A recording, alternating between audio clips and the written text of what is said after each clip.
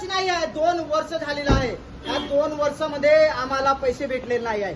आम्ही रोजगार सेवकला विचारला, आम्ही त्या इंजिनियरला तिथला विचारला पंचायत समिती आमगावचा, तर त्यांनी म्हणला की येतील. हो येतील, 1 महिना 2 महिना 4 महिने झाले, परंतु 2-2 वर्ष झाले आहेत, अजूनपर्यंत आमच्या कामाचा पैसा भेटला नाही.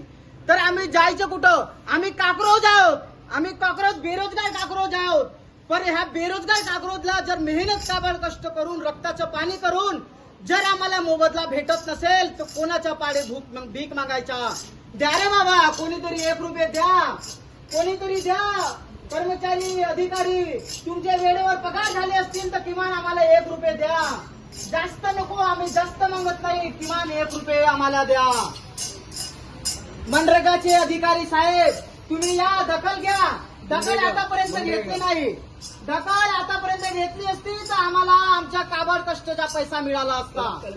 परंतु आतापर्यंत 2 वर्ष लोक तुम्ही आम्हाला पैसा कलेक्टर ऑफिस यहाँ पे कोई मायना नहीं.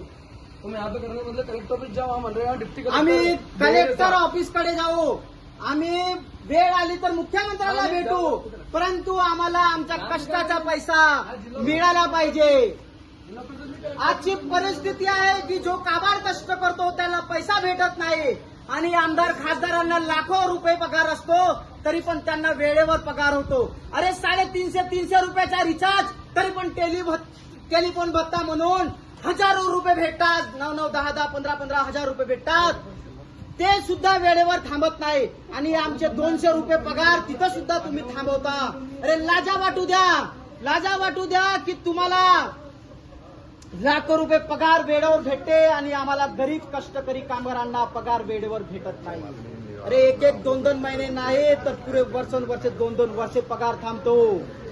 आता आम्ही इथं जिल्हा परिषदला कोणी अधिकारी आम्हाला आज शिरू देत नाही, तर आता आम्ही सरळ कलेक्टर ऑफिसला जाणार आहोत. भारत माता की जय. इन्कलाब जिंदाबाद, इन्कलाब जिंदाबाद. सुनील भाऊ